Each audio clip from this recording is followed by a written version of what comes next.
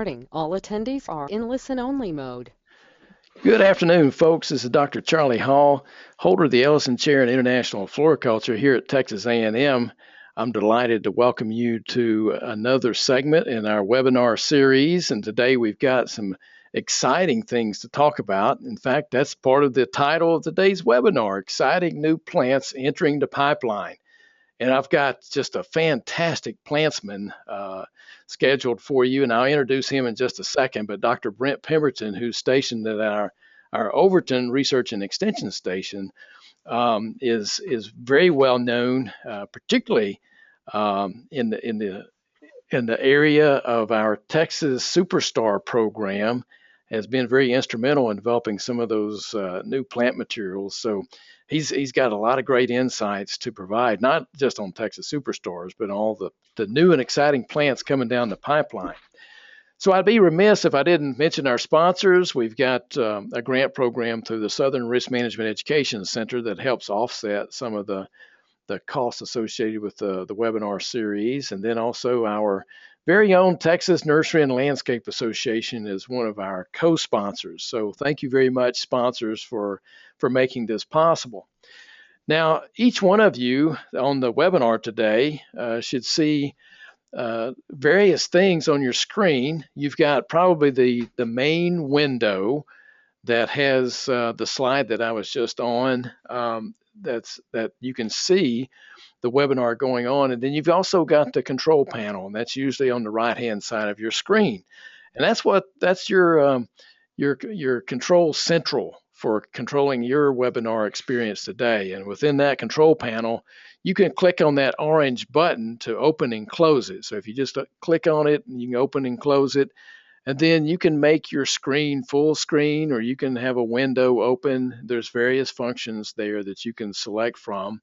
If you're having any audio difficulties, then you can switch from using your microphone and speakers to actually using your telephone.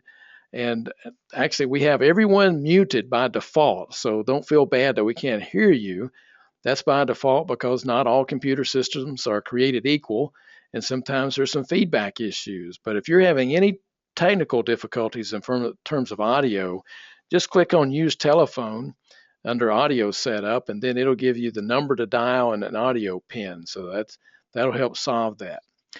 Now, as far as questions, since you are muted, the way that you can ask questions today is to type your question in the question box, and that's, again, in the bottom part of your control panel. And so you've got an ability to ask any question of Brent, and all questions are fair game. So you ask any question, and if it's something that I notice as the host, I'll interject and ask Brent the question, and otherwise we'll take all those questions at the end. Now, also down below the question box, there's a chat box. And within that chat box, I have given you a link to the handout today that Brent's going to be using that has all the names of the plant materials. So I know everyone's proficiency in Latin is different, and so it's hard to remember all those names sometimes. So you can click on that link. It'll take you to a Dropbox link in which you can then download the file and print that sucker out and have it in front of you if you want to. But that link is provided to you by Brent in order to make the webinar experience a lot more pleasant today.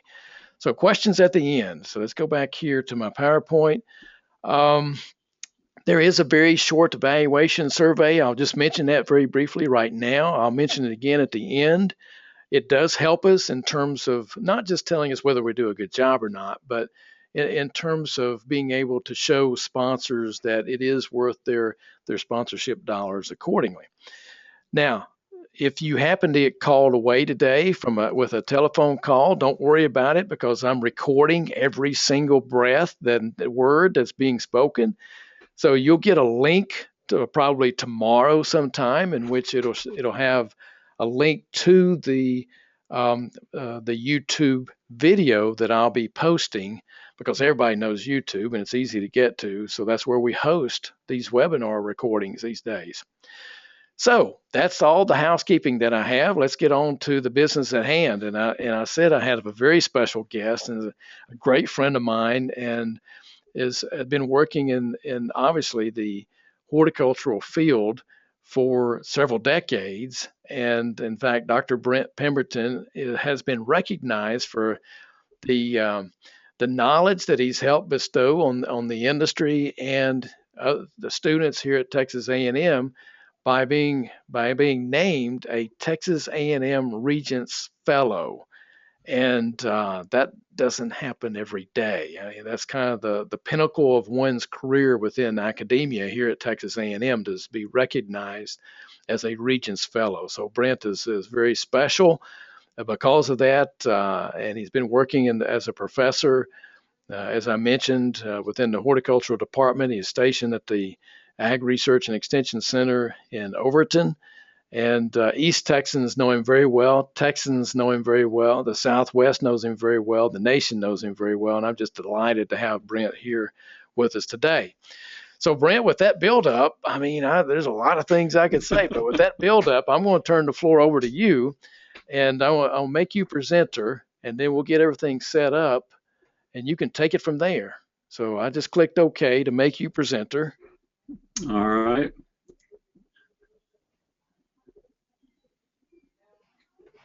And we'll wait for you to, yep, your window just popped up. So okay, we're seeing everything good there. And folks, let me say, right, we elected to keep our webcams on today, so you could actually see us, and that's part of augmenting your webinar experience. But I know it's sometimes undaunting to hear just a presentation without being able to see someone's face. So now you get to see Brent. I'm going to stop sharing my webcam, and the focus will be all on Brent. So Brent, take it away. Hey, thank you, Charlie. It's a pleasure to be here today, and I really appreciate the kind words and introduction. It's always fun to talk about plants, and so of course it's always fun to go look at new plants too. And one of the things I've always called this is California Dreamin'. This is 2015, and it's the California Spring Trials that I go to every year with a group of my colleagues. And if you haven't ever been on this trip, it's quite an experience to visit all the nurseries and see all the plant material that they have on display, and it's really exciting because you get to see all the new stuff, and it's amazing to me how much new stuff comes out every year. In fact, by the time we get through this with all the pictures that I'm going to show you, you'll realize what I'm talking about. Because I have a lot of pictures in here, and I'm going to be moving fairly quickly, so I'm hoping with your handout that you'll at least have that information, so that you'll have the plant name, so that if you miss one as we're going through it, you'll be able to fall back on that and have something to refer to. We're starting out, this trip starts out for us, we went to the southern end of the region first, and we flew into LA and went up to the Ventura area, and we started out at Growlink, which is just outside of Ventura. And there we went to see Florist Holland, which has a lot of new gerberas that are really interesting. In front of you, you see Garvinia Cinderella, which is one of the more traditional types, which has the smaller flowers. They're very garden worthy, but they have the smaller flowers. One of the things that's gotten us very excited in the Texas Superstar program also is the new Sweet series. These are supposed to have the garden tolerance of the earlier Garvinias, but have a larger flower. And this is an example. This is a Sweet Spice, which is one of the nice colors that you'll see. And then also this is just a couple of pictures of the series that shows you some of the different colors that are in the series. So anyway, that's something that we're going to be taking a look at. And this is one of the exciting things that we saw. At the same location, we went through at Athena, Brazil, saw their display, and saw a couple of things that have been around for a while. This is Alternanthera Little Ruby, but this is one that we're promoting as a Texas Superstar this year, so I was very excited to see that it was out on display. And then another Alternanthera Brazilian Red Hots, which may be a future Texas Superstar, but anyway, it's also a really great plant and one that's worth taking a look at. The next stop was Ball Horticulture, and I'm in Santa Paula near Ventura, and I wanted to show you my esteemed colleagues that went with me. From left to right is Dr. Genhua Nu from our El Paso Research and Extension Center, Dr. Cynthia McKinney from Texas Tech, Dr. Wayne McKay, who used to be at Texas A&M but is now department head at the University of Arkansas, and on the right, Summer Lonergan, who is a student with Cynthia McKinney at Texas Tech. And this is a really great shot because it shows what we do best, and that's take pictures on this trip. I culled through 1,800 slides almost, going through to get some pictures for this presentation. So anyway, I just had to show you this because I captured them in action. Going into Ball, of course, there's a lot of different companies that make up the Ball Horticulture family. We were starting out in Pan American. This is the new petunia called Tidal Wave Red Velour. And if the way it's been growing in my greenhouse is any indication, we should be looking at some pretty good field performance on here. If you'll recall, we named Tidal Wave Silver a Texas Superstar several years ago, and it's still one of the standards as far as petunias go for the state. They also have a new series of Vinca called Valiant, which is reported to have disease resistance to aerial Phytophthora, and also have some new colors of the double Zahara zinnias. These are the Marilandica types, which have the disease resistance. And so we've got from left to right yellow, salmon, rose, and cherry. Also in Angelonia, if you'll remember, there was the Serena series that we named a Texas Superstar, but then there's also the Serenitas, which are a little bit more compact plants, but very heavy flowering. And new colors on this are sky blue on the left and pink on the right. Also, some great additions to the baby wing begonia list. These are very heat tolerant. I've had these to be pretty sun tolerant begonias as well in my trials here at Overton. But we've got in the middle, there's the bicolor, on the right is red, or the new colors that they've introduced this year. Also have improvements of the series for marigolds called the Tyshawn series. They've improved several of the colors on that, which has been a great series. And then we've got, they're more of an African type, but this is a new marigold series that is a French type called the Hot Pack series. And this is going to be very interesting because they are really touting these as being heat tolerant. And anyway, forgive my skepticism, but it is a French marigold, so we'll see what our heat can do to these guys this summer. Another thing that they had are these new Canova series cannas. These are from seed. And last year there were several of the colors that did really well in our trials, and they've got a new color out this year, which is the lemon. You can see one flower kind of there in the middle. It's not quite in full flower yet for the trial. Another new development is the Jolt Dianthus series. This Dianthus is developed for the summer. They're claiming a great deal of heat tolerance on these things, and so if they will flower like this during the summer in the heat, that's going to be quite impressive. So we'll take a look at these, but this is Jolt Pink, and there's also a cherry. Another good series is the New Guinean Patience, the Bounce series. They're actually interspecifics between Walleriana and the New Guineas, but they do have the resistance to downy mildew. These have done well in our trials, and you can see a lot of the different colors that are there. They didn't have any new colors this year, but I wanted to mention those. They also had a hibiscus. You may remember one called Mahogany Splendor several years ago. This is a new one called Little Zen, which is much smaller, which is a good thing. Mahogany Splendor was a great plant, but it gets really huge. They also had some new coleus. So moving into summer foliage, this is Flamethrower Chili Pepper. And then another improvement on a well-known perennial is this Salvia Black and Bloom, which is an improvement over Black and Blue because it's much heavier flowering and is actually a beefier plant. So instead of getting something that's more compact, we've got something that's a lot more beefy. So this should be a good strong perennial for us down in the south. Ipomoea, they had a new series of colors there. This is Solar Power Red. And the claim for these is that they do not fade in the sun, and this is a great color addition to Ipomoea, and so that should be an interesting thing to see. Also had some new celosias. This is the Intense series. In the center you see the Classic, and on the left is Dark Purple, and on the right is Lipstick. On the far right is one called Twisted, but the main focus is on the ones in the center. Anyway, so those are some new colors. These are great container plants, I think especially for fall for us down in this area.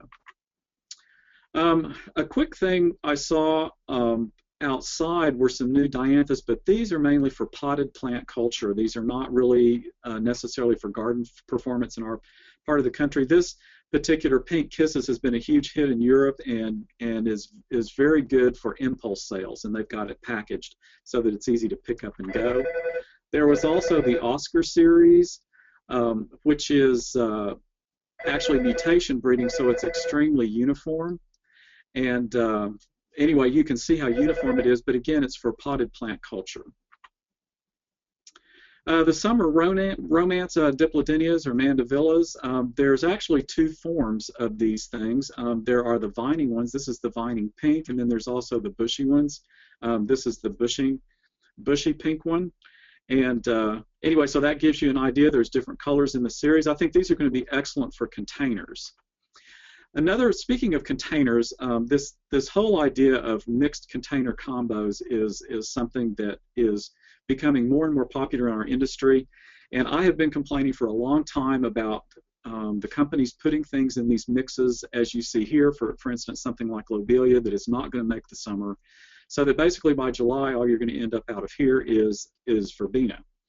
And but what I saw, and will be a theme in this talk, are some of the different things that I saw that are heat-tolerant combos, and something that I wanted to show you guys. Stuff like this. This has got, you know, perilla, verbena, lantana, lismachia. These are heat-tolerant items that can give us weeks and weeks of nice summer coloring containers.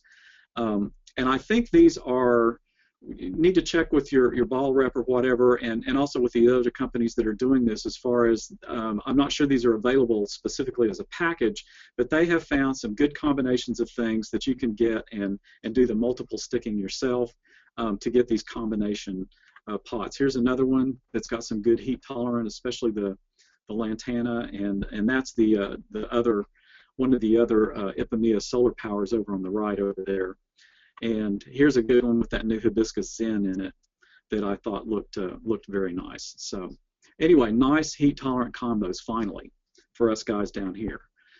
And anyway, then a little bit on a couple of food items. This is basil ruby frills, and then we've also got a new addition to the Simply Salad group. These are great for us for fall, for containers or in the ground.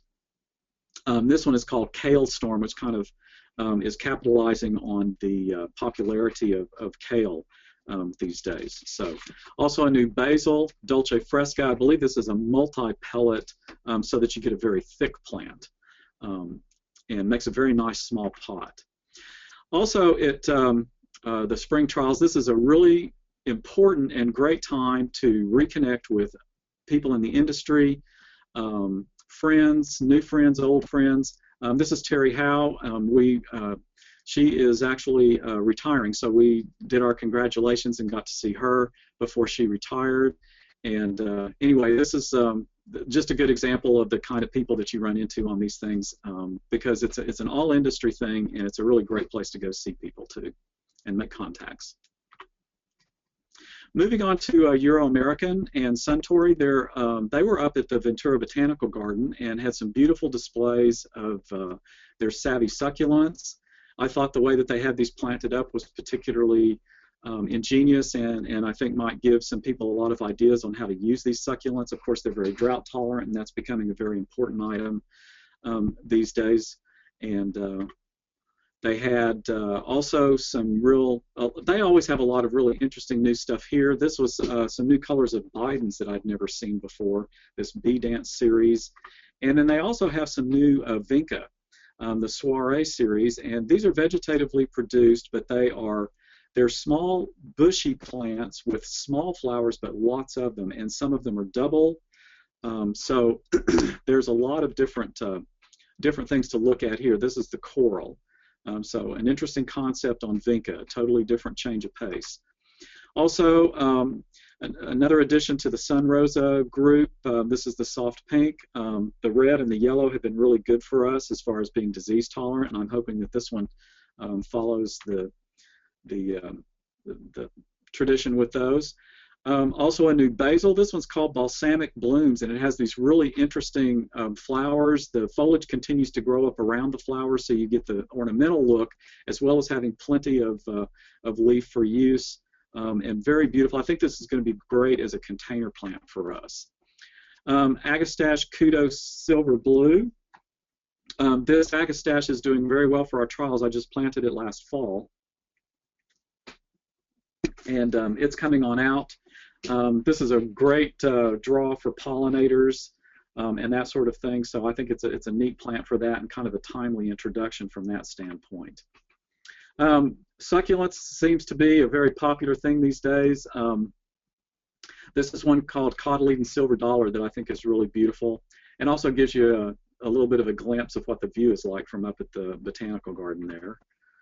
They've also got several new leucanthemums, and there have been some good leucanthemums coming out recently, and so these are a little bit bigger and beefier. This one's yellow, there's a white one and one that's very double, but this one called Speldbook Lumos, I think, is a really good example of that, and so I'm hoping that they do well in the gardens for us, and are a perennial as well. And before we move on, we stop to enjoy the view. This is from the Ventura Botanical Garden, and you can actually see the Channel Islands from up there, which is a very clear and very pretty day in Southern California. As we move on up the coast to Lompoc, this is Florinova. And at Florinova, we see lots of different things. This is the new Begonia Bossa Nova series, and this is a Boliviensis type. Which is a whole lot more heat tolerant for us, that particular type is, than the other tuberous begonias, like with the big flowers and that sort of thing, which we have a very limited windows for when we can grow those in Texas and enjoy those flowers. So anyway, I think this is something that's very interesting to take a look at for the future, especially for hanging baskets for partial day, morning sun, or shade is going to be what we're looking at there. They also had a new tetraploid alyssum, and this is one of the cool season alyssums, I'll refer to it as. But you can see the big beefy flowers on these, and nice good plants. So anyway, I think this is going to be these tetraploids have been good because they're bigger plants, they've got bigger flowers, and so they've got more of a presence in the garden than some of the older genetics did. Also got a new series of Ageratum. This is the Cloud series. This is an experimental color, which isn't out on the market yet, but it's the pink, and then the blue and white, which you see up in the right, are the ones that are available this year and are out for trial this year. So we'll be taking a look at those. Also, they had some all these guys put up these great displays, and this is one to emphasize some of their more drought and heat tolerant type plants. And one of the things that they still have on display that I was very happy to see are the Begonia Stara series. I mention these because these have been around for a very long time, even before some of the other ones I'm going to talk about today. These begonias were heat and sun tolerant when all of the rest of them were not. You know, when I put these in my trials, 10 or 12 years ago, they would be the only ones standing at the end of the summer in the sun.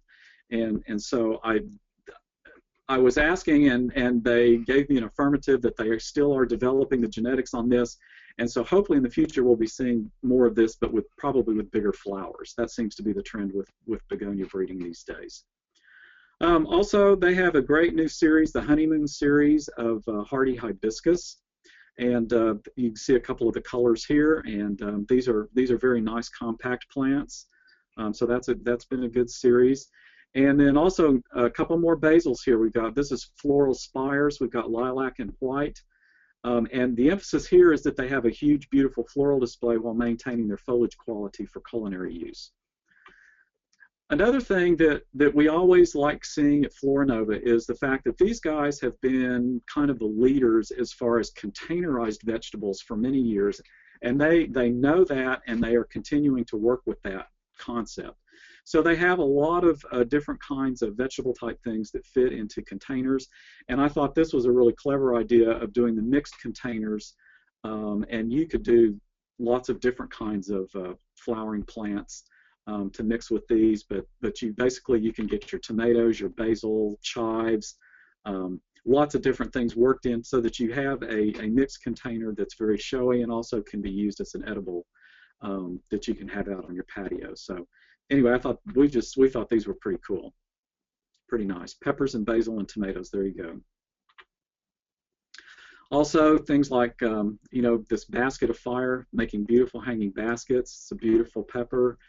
Tumbling tiger tomatoes, which are made to grow, or bred, excuse me, to grow like this, and there's a close-up of the fruit. And then also things like the red skin pepper. These are sweet peppers that can be grown in containers, and used, grown on supports like this helps. But they're not going to outgrow the container, and you can use them, and you can harvest pretty much full-size fruit off of most of these things. And then just a couple of cool season things that they had. This is the free fall, one of the few trailing type pansies that I've seen where the marina color is in it, and I thought that was kind of unique and wanted to show that to you. And then this caught our eye too. It's an experimental viola called Tiger Eye. And so anyway, hopefully this will see the market soon. It's very much a novelty item, and I think could be very interesting as a complement to a lot of the other things that are out in the market.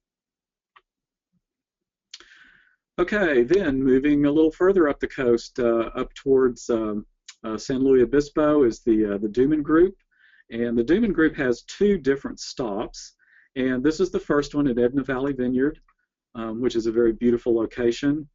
And we're starting out with some of the new coleus. This is in addition to their Main Street series that came out last year. This one's called Dutch Mill Drive. And then also in addition to the Peppy petunias, this is Peppy Pink, and these have been pretty heat tolerant for us. They're a trailing petunia type, and anyway, I think this is a nice new addition to that particular series.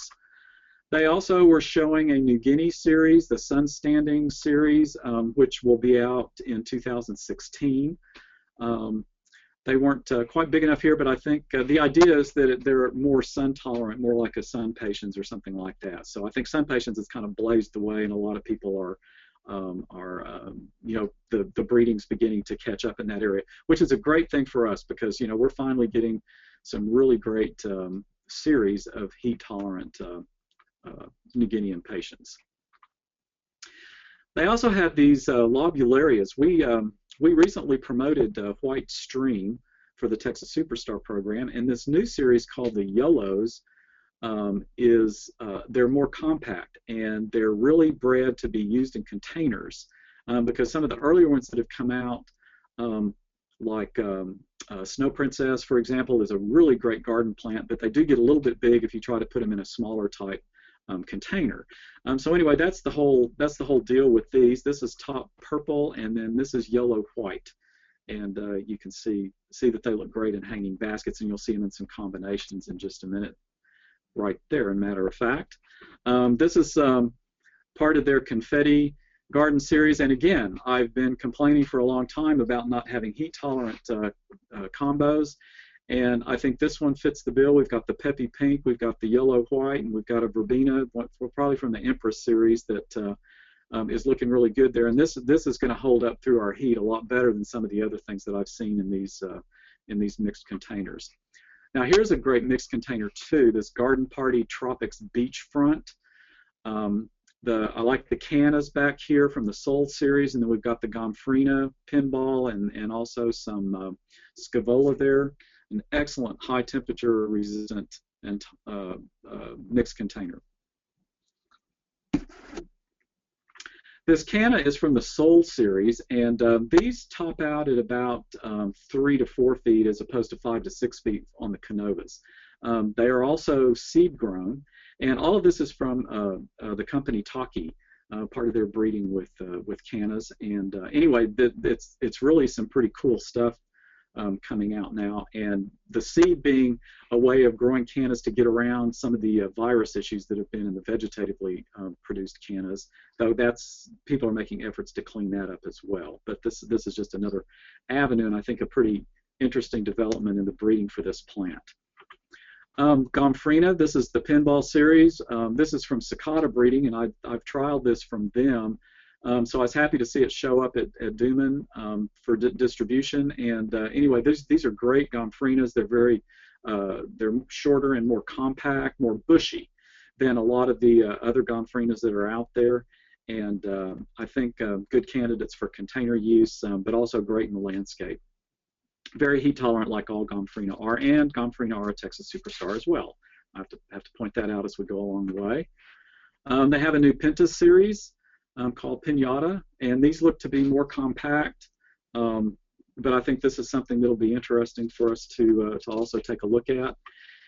And then also, as far as geraniums, they have lots of geraniums, but as far as new, this is another addition to the Sarita series. It's an improved fire, and that'll be available in 2016. The Sarita series is one of the interspecific geranium series now that's out there that is really outstanding and very heat tolerant for a geranium. So anyway, this was a good, I'm glad to see that they're still developing colors for this particular series. And nearby is Pismo Beach, so we'll have to stop and have a beach moment before we head on for the next stop. The next morning we went to the second Dooman stop. Actually, Brent, that barrel house. Brent, let me interrupt you for a second. That brings Sure. up a good point to interject a couple of questions that have come in, if you don't mind. Oh, no problem. So let me just stop and ask you. You mentioned pollinators a couple of times, and one of the questions that came in was, what is the most, I forget how they phrased it. Let me see, go back here. What plant is the best pollinator attractant that you saw on your trip? Let's see, which one did I mention the pollinators about? I'm trying to back up here for just a moment. Oh, the agastache. The agastache, I think that's probably one of the best ones I saw on this trip, but I do want to mention one other one that was introduced just last year from Proven Winners, is one called, it's a Kufia called Vermilion Air. And I had that out in the field and in the garden this year. In fact, it was hardy and came back up, and that thing is extremely attractive to an amazing number of different species of pollinators. So anyway, those two I think would be probably two that I would highly recommend. As I go through here, if I happen to realize that I've left one off, I'll let you know as we go. Okay. But, anyway. All right. And I'll let you proceed from there, and we'll get a couple of other questions at the end then. Okay, sounds good.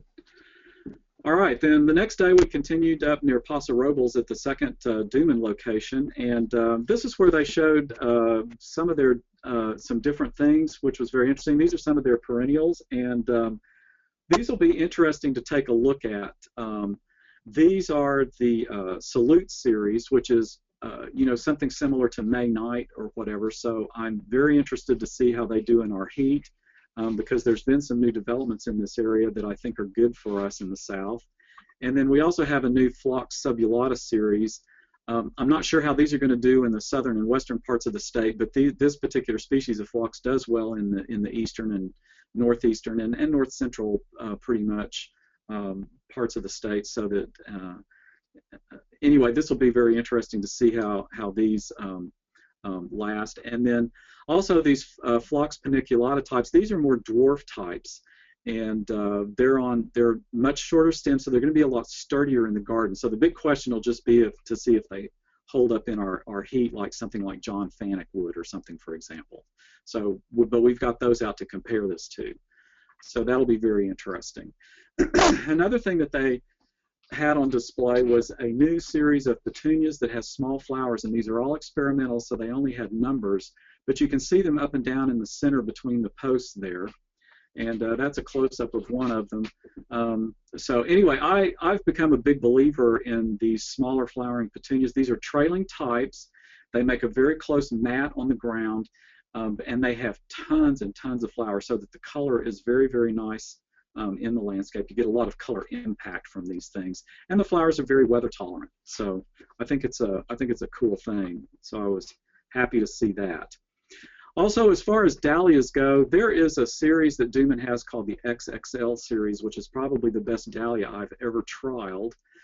They have large flowers, but they're very heat tolerant, and they go through the summer much better than most dahlias. They're not perfect. They are a dahlia, but they have been a lot more heat tolerant for me, especially with a little afternoon shade.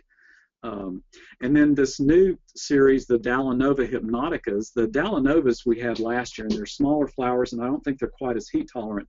But this Dallanova Hypnotica series has bigger flowers, they're beefier plants, and a lot of times that means better heat tolerance for us. So I'm very hopeful for this, because the XXLs have kind of made me hopeful for dahlias in Texas finally. And so I'm hoping, I've got big hopes on this particular series as well. I threw in this picture. This is not a picture that a geranium that you think of as belonging in Texas. These are regal geraniums. They like cool weather.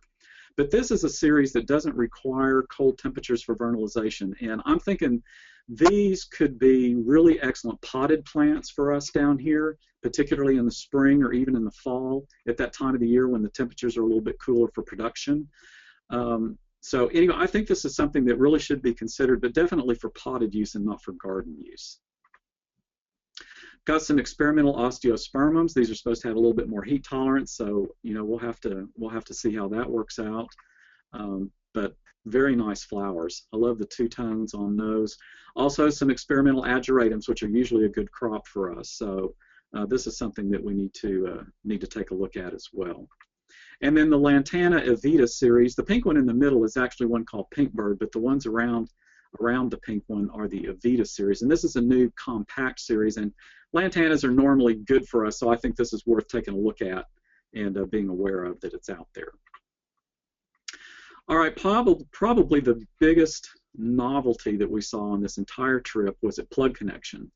And this is what they call ketchup and fries, and if you'll look at this, the top is a tomato, but if you look down at the in the soil down there, you actually see potatoes, and that is correct. That is what you're really seeing. They have grafted a tomato on top of potatoes, and I think this was on the Today Show and various places like that. So it's gotten a lot of press, and these things are selling like hotcakes. But they had this out for display. And there's a close-up, you can see the potatoes down there. And then what they're doing at retail is basically you've got the clear pot that it's growing in, but that is sunk down into the black-lined pot that's labeled for it, and that then allows it to grow normally, but then you can pop it out and look at it to be able to see the tomatoes. So anyway, it's all about the novelty. So talk about some packaging costs, but I doubt very seriously that these would be too cheap at retail because they're really unique, pretty awesome looking plants. So it was a lot of fun.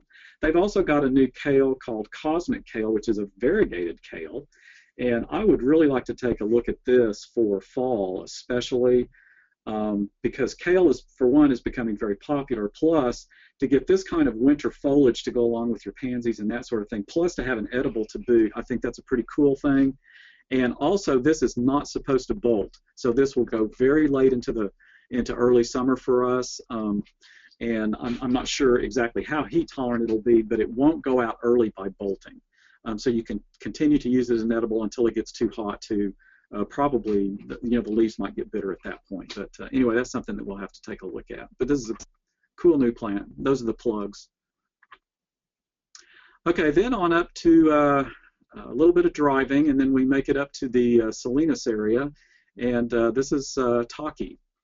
And going through Taki, we've been there for a number of years, and this is a new mix from their Trilogy Petunia series called the 76 mix, which I think is a very nice thing for the hanging baskets, the way they've got it displayed. I think it's a pretty good July the 4th kind of hanging basket. So they've also got some experimental colors in that particular series, which is a trailing type, by the way. We also saw, this is South Pacific, excuse me, I've got to catch up with myself here. Yeah, South Pacific Scarlet. And this is just another good example of the Taki canna breeding. We saw the other two series, the Canovas and the Souls, earlier. So anyway, they've been doing a really good job of bringing some of this stuff to market. Salvia Summer Jewel series, this would be another good pollinator plant.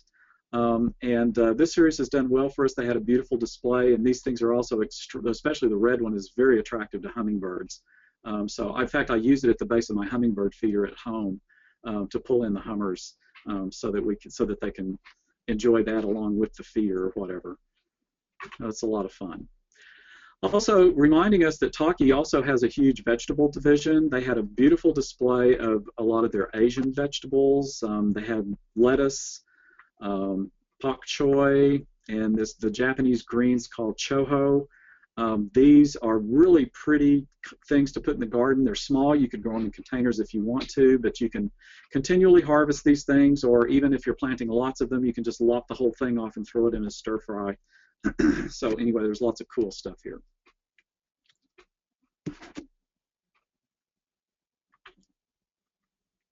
And just across town, about 5 minutes away, is Sakata. And there's always lots of pretty things to see at this location. One of the things that really caught our eye was this new celosia called Dragon's Breath. I mean, this is a really big, beefy plant that just screams Texas, right?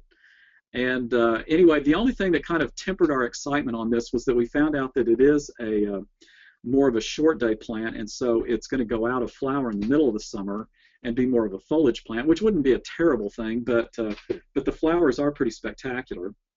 I think so. Anyway, it could be flowering in the spring, and then also it would go out of flower, be a foliage plant in the summer, but then also come in for fall flower and have a nice long season then. It also might be extremely useful to grow specifically for fall sales. And this is something that would, you could get weeks of color out of, and it looks like a big beefy plant, so you wouldn't have any trouble growing it, and it's heat tolerant, so we could grow it in our greenhouses in the south during the summer.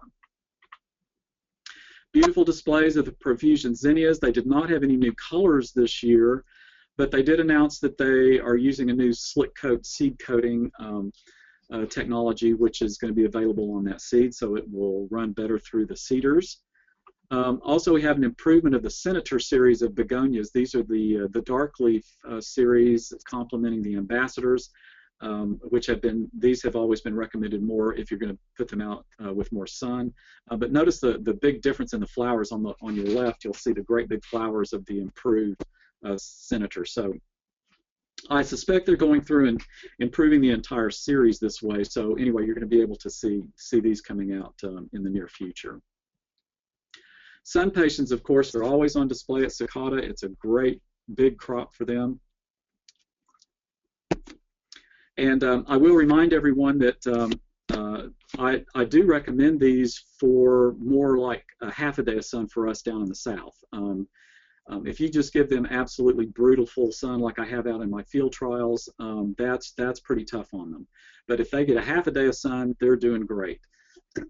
Anyway, I think these are really cool plants and really expands what we can do with impatiens here. Also good container plants. Here's some of the new colors. We've got spreading lavender and compact neon pink down the bottom right. Spreading tropical orange with variegated leaf in the center. I think those are really cool because you get the added texture of the foliage color. And then a spreading clear orange and a compact coral pink. So as you notice, they come in spreading types and also compact types. So that can give you an idea of the range of the series. They also had some new Coleuses, the Party Time series, that looked pretty nice. They also had the new Sun Dome Portulaca series, and this plant, of course, is very heat tolerant for us. They're showing it in baskets, and I suspect it would probably be very effective that way.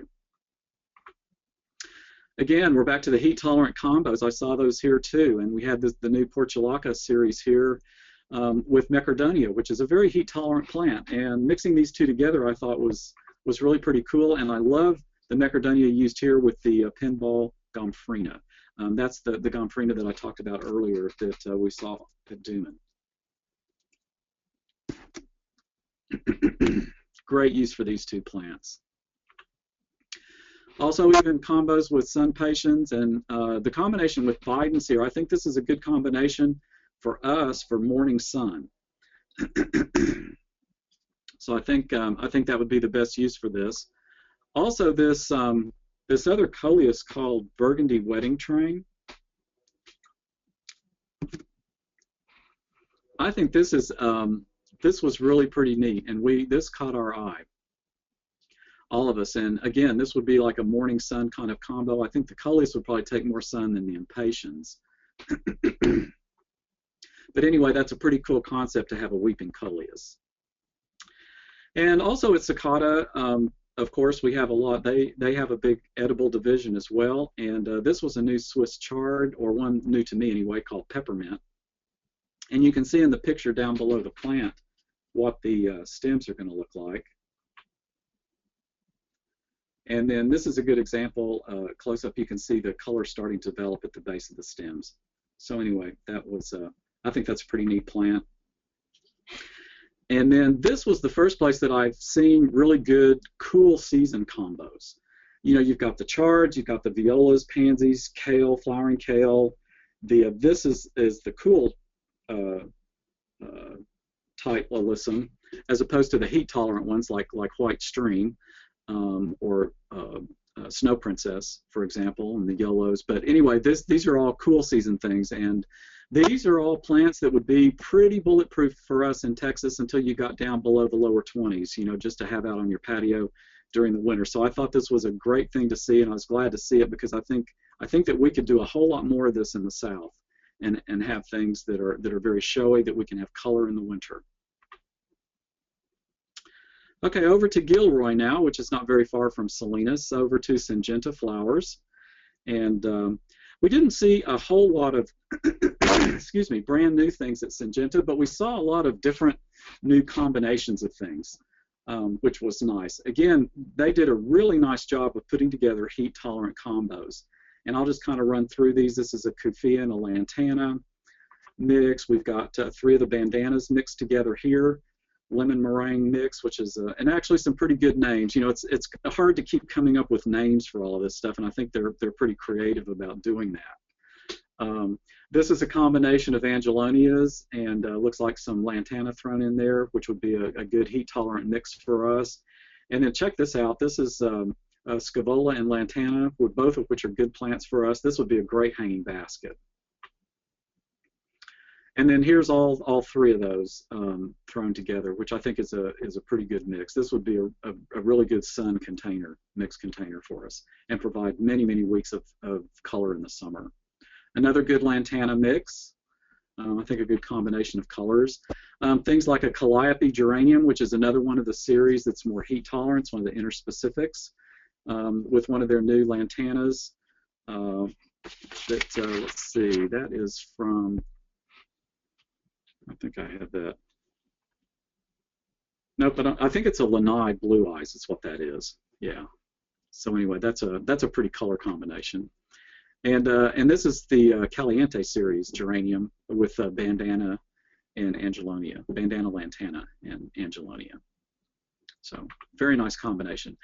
And then they also had, I thought this was pretty unique. They have some different seed mixes, and these are things like Endurio violas, the spreading type violas, and some of the larger flowered pansies, like some of the Delta series, you know, mixed together as a seed product that I think is pretty cool. So there's some different colors here. Lightning bolt. Pretty neat. So you get the different size flowers, you get the different colors, and also as the season progresses, you'll also get a little bit of trailing over the edge of the container, which is a very cool thing. So, and Brent, that reminds me, yeah, you've got some of your your fellow plant nerds online, and Alan Owens from LSU is online, so I'm sure he would particularly like that color mix there. There you go. That's right. Quick shout out to Alan on your behalf there. Excellent. They also had a new gerbera. Now these are for potted plant culture. These are not really for the gardens like the Sweet series that I talked about earlier. These are really designed for potted plant culture. But these are the Bengals, which are a little bit bigger than the Jaguars. I think has been the series that they've had in the past. And anyway, these are really very nice. Lots of beautiful colors. They had a full complement of colors on this. So this was one of their big new series introductions this year. Very nice, and everybody likes gerberas. They're also doing things like, you know, as a lot of you will recall, Syngenta is a company that has incorporated Goldsmith, Fisher, and some other companies, you know, into one. And so they basically found themselves when they were going through putting themselves together. They found themselves, for example, with 3 different grandiflora petunia series. And so what they've done is, such as the Ultra series, which is, if you'll recall, is a really good grandiflora series for Texas. And what they've done is they've taken some of the different colors from these series that are matched, that would fit into a new series, and they're calling it Tritunia because they pulled it from 3 different series. So anyway, this is a really good example of the blending of some of the best plant material coming from these different companies, and is probably a really fun thing for some of their breeders and their plant development people to get into, because they get all this stuff to choose from, and they can go through and pick and choose out the best things for their particular market and everything. So let's see, a new color in the Kiss series of Gazania. The Frosty Orange Flame. These are pretty cool. I like these in containers a lot, and I also like them planted in the fall. Sometimes they'll go down in the summer if they're planted in the ground in the spring, but I think doing them in containers or even fall planting is a great way to handle this plant. And these are really neat because they've got that grayish foliage too, which is still showy even when the flowers are closing up, which they do in the evening. And then they also had displays, of course, of the Vinca Cora series. They're continuing to develop this series. The gene that they had in here for disease resistance has actually, I think the patent on that has expired very recently, and so you're starting to see some of these resistance genes show up in other crop or in other series. And so anyway, they're very aware of that, and they're going to continue to develop that. You'll also see kind of on the upper right the Cora Cascades, which I think are very cool, which was an addition to the series a couple of years ago. And but I still like to point these out. They're Texas Superstar plants, and they're great for hanging baskets. They're great for ground cover use. So anyway, the whole Cora series is still a great series of Vinca to take a look at. As you leave Syngenta, you go over Hecker Pass down into the Watsonville area, and this is a view of Watsonville, and it's just unbelievable to see all those greenhouses and all the horticulture that's out there. And this is just one little bitty town, and beyond that is the Pacific Ocean. So anyway, this is after driving through windy roads through the redwoods. So anyway, it's quite a California experience to go through that area and to stop and take a look. So every once in a while you have to stop and take a break from this, right, Alan? Okay, and then over on the other side, over here near Santa Cruz, is Proven Winners. And this was a great place to start the next day. They've got lots of new stuff. And we were talking about gerberas earlier. This is another new series of gerbera. This is the Hello series, and these are definitely bred for garden use. You can see all the different colors. I had these last year as experimentals in full blazing hot sun in my field trial, and they performed admirably all summer long.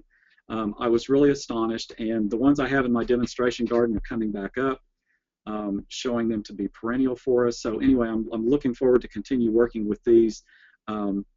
They've got a nice size flower. They've got a good number of flowers on here. So anyway, I think it's a really great plant. That's the one called Pumpkin. Got a new addition to the Lantana Luscious series called Pinkberry Blend, and this has been a good series for us. It's a big plant. This is going to be a big one. It's not a real compact thing, so that's pretty cool.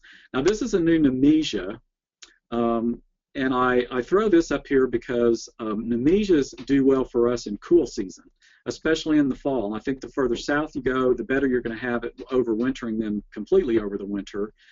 because winters in North Texas can be kind of tough on these guys. But anyway, just spectacular color in the fall. And this is one called Sensatia Blood Orange, and it's a really beautiful, beautiful color. This will be excellent for fall for us. Nice fall colors. They also have the Panziola. This one's called Anytime Iris. These are crosses between pansies and violas, and are touted as being very heat tolerant. Now, I don't know what they're going to do in the middle of the summer here, but in a large part of the country, these are being touted as being able to flower all summer. I think minimally we'll be able to have these in flower earlier in the fall, and they will go later in the spring for us. So even down in South Texas, you can enjoy another 4 to 6 weeks out of your pansies with something like this. So anyway, this is going to be an interesting development to see if that all comes true. Also, a couple of new additions to the Supertunia series, and these are in the Charms section of that series. There's Violet Star, and then the Pink Star is on your right. I think I was talking about the small petunias earlier, and this is exactly what I'm talking about. These are very kind of mounding, hugging the ground. They're still trailing petunia types, but they're not like a tidal wave. They hug the ground a little bit more bushy. But they have lots of small flowers and usually just smother themselves with the flowers, and they do a good job of lasting through the heat of the summer. That's the pink one. So we've had some other Charms, and these are two new additions with the pinwheel type look, whereas the other Charms are solid colors. Also got an improvement of the Intensia phlox, and I was really happy to see this because this is a really neat plant.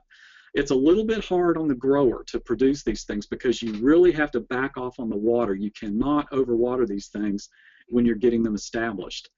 But seeing these improvements, if we get a more vigorous plant, maybe some of those problems won't be quite so bad. That's my hope. But anyway, once you get these things established out in full hot sun, they are terrific. So anyway, this cool new plant, or updated plant, I guess I should say. This is a new sedum called Lemon Coral, and with the emphasis on drought-resistant plants, this will be a really cool addition also. New coleus, more Florida breeding. We're seeing lots of Florida breeding in the coleus world out there. This is called Apple Brandy, which I thought was a very pretty one. And then a couple of new verbenas added to the Superbena, Sparkling Amethyst and Sparkling Ruby. This has been a really good series for us. They're very vigorous, and that's a good thing when you're talking about heat. And then another verbena bonariensis, one called Meteor Shower. These are supposed to not produce quite as many seed, and so anyway, should be good that way. And then this is a new Bidens called Campfire Fireburst. Lots of new colors in Bidens this year. Got a new Calibrachoa that I found very interesting. This one is called Garden Rose in the Super Bells, and this one is supposed to be good for the garden. We have not been able to grow these very well in the ground in the summer here. We do them as containers, but this one, they're insisting that we put these in the ground, so I guess we'll see what happens. These new Cleomes, we've got Senorita Mi Amor and Senorita Blanca. These are a little bit more compact than the Senorita Rosalita, so probably great new additions for this. They're very heat tolerant and also maintain their foliage very nicely during the summer. And then we've got several new dahlias also. I don't have time really to go through all of these things, but they're really pretty cool. The Delightful series and Mystic Illusion up there on the left with the yellow flowers that has the dark foliage, which is quite nice. So anyway, very pretty. They had some different shrubs, lots of different things moving into the Proven Winter brand these days. This is one of the roses, the Oh So Easy series. Got some Loropetalums, though we had a little bit of a discussion about whether this would be very heat tolerant or not. So I think the jury's out on that. They also had a nice selection of perennials. This is from, there are a couple of series that caught my eye for us. This is the Baptisia series called the Decadent series, which I think would be very long-lived perennials for us. We have a lot of native species of Baptisia here. And then this is a kind of like a May Night Salvia on steroids called the Color Spire series. And if vigor equals heat tolerance, then this may be a really good perennial for us. So I think this is worth taking a look at. They also up at this resort where they have their display, they've put in some beautiful flower displays with all of their materials, of course, and really set the place off. And then the view from the setting area is down across the area where uh, anyway, you can see out to the Pacific Ocean and up in that particular area near the coast. So it's very, very pretty. Santa Cruz, that's what I was trying to think of. So anyway, okay, the next stop would be Benary, and we saw some really cool stuff there, not very far away. I'm just about to run over. Is this going to be a problem? Are you talking about 30 minutes or are you talking about 3 minutes? Oh, no, about 5 minutes. Okay. I'm getting to the end here. New series of pansy called Inspire Plus, large flowered series, and then also this is the home of the big begonia. A lot of good begonia breeding comes out of Benary. The Whoppers, for example. This is one of our Texas A&M graduates, David Charnecki, who's a breeder there, and it's always good to see these guys do well. This is a new color in the big series, the Big Rose Greenleaf. And we saw, again, some good heat-tolerant combos with the big begonias and their Success petunias, which is a trailing type also.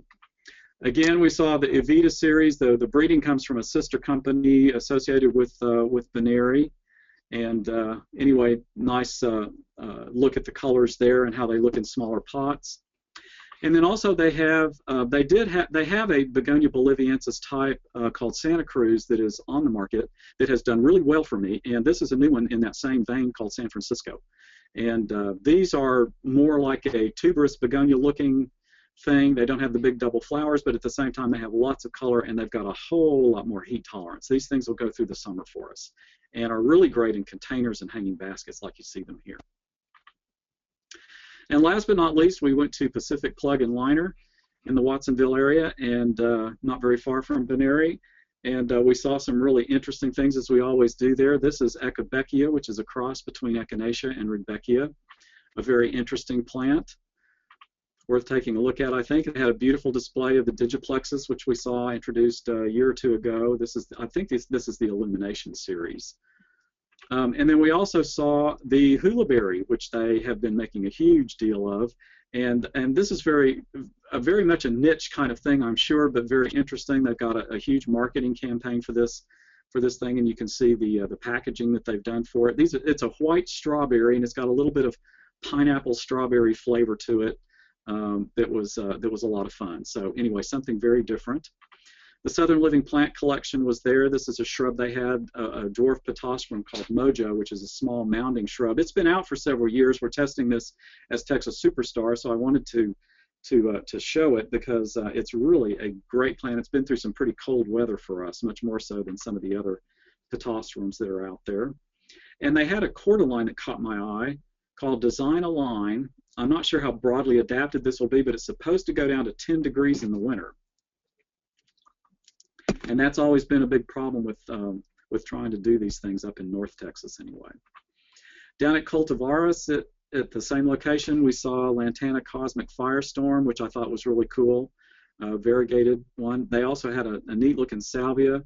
It's a microphylla that's called Killer Cranberry that might be better in the western part of the state where it's a little bit drier and lower humidities. But anyway, a pretty interesting looking salvia that I think would be worth taking a look at. And also, they had the lavender called Phenomenal. We caught it a little bit before the bloom, but this one's supposed to take the heat and humidity. But I tell you what, folks, I have killed a lot of lavender, and so anyway, I'll give it a whirl, but who knows what will happen on this. So anyway, and back to Pismo Beach, and at this point, that was the end of our trip, and I'd be glad to. Do you have any more questions?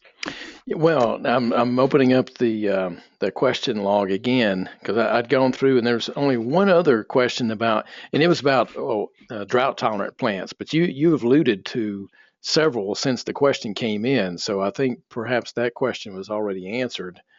Okay. The others, there's 1, 2, 3, 4, 5, 7. there's about 18 of your fellow plantsmen that said, "Thank you very much, Brent. Great jobs," and I concur. As I look down the list here, there's just people again thanking you, and yep. Laura Miller says, "Yep, thanks for the virtual California vacation." And, I think, how does Biden's do in Texas? Biden's has done well for us if we do it in containers. I'm not real big on putting it in the ground, and I like it if it's got a half a day of sun, maybe not completely full sun. I think it probably would do better in those conditions, even you get over to Interstate 35 or west, because you've got a little bit lower relative humidities, and I think that they suffer a little bit in our humidity over here in the eastern part of the state. Yeah. Another question. This is the last one. And this particular question is, I know it varies per grower and per variety, but in general, what kind of quantities are available in the market?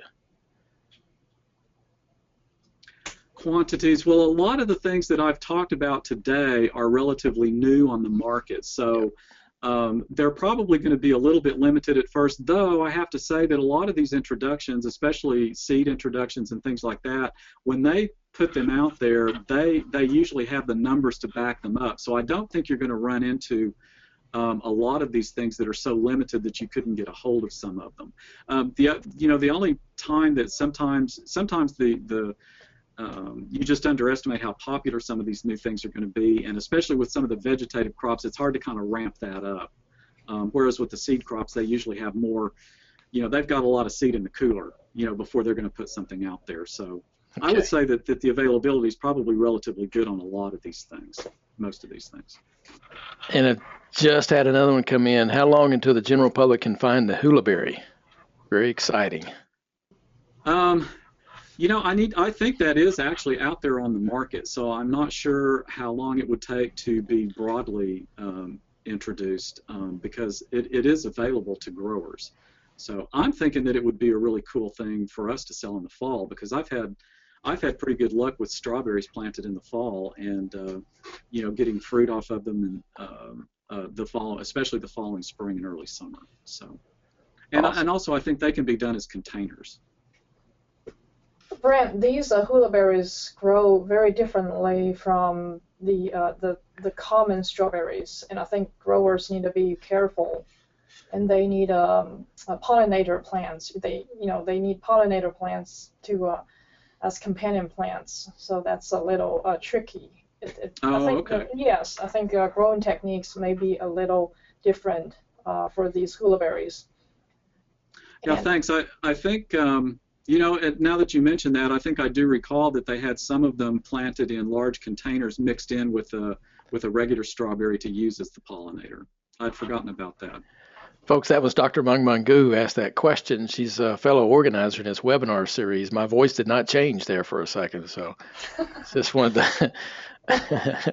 Thank you, Charlie. And also, Brent, I was hoping to mention another thing. You had two generic plants there. One is a Echibeckia. The other one is Digiplexis. And I just read an article on greenhouse growers. Tony Avent had a comment about Echibeckia, and he was saying that's nothing more than a normal Rudbeckia hirta. And then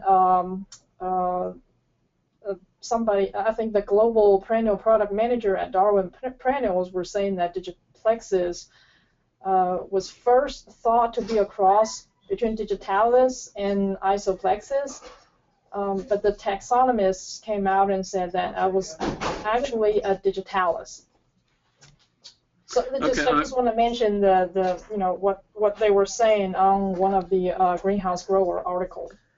Mm-hmm. Yeah, we did hear some discussion about that. But I've never been really clear as to actually what that is. They're still coming up. They're still calling these things Digiplexis, and they're coming up with new colors and new series. So anyway, I'm not sure exactly how that's going to all shake out, but it could very well be. They do look a little bit different. It's Maybe it's a different species of digitalis, I'm not sure, because the flower structure is a little bit different than what you normally see. So, and also I think they're more heat tolerant. Okay, well, we've gone 9 minutes over, but we started 4 minutes late. And well, I used up 4 minutes introducing you and so forth. So I'll take that into account. And here virtually, if this had been a physical room, it had been standing room only. And so again, thank you everyone for participating today. Thank you, Brent, for the wealth of knowledge that you've brought to the table. And we're very excited about some of the things that we see coming down the pipeline. So folks, just a quick reminder, as you leave, you'll be directed to an evaluation page. Please fill that out. It'll take you about 60, maybe 60 seconds at most, and probably about 38 seconds. And then, of course, the recording, the link to the recording will be sent to you. It's usually within 24 to 36 hours. So it's either tomorrow or the next day for sure that you'll get the link to the recording. So thank you again, Brent. It was an excellent job. Thank you again, everyone, for being here. And we'll close out today's webinar. Have a great day. Thanks, Charlie. Yep.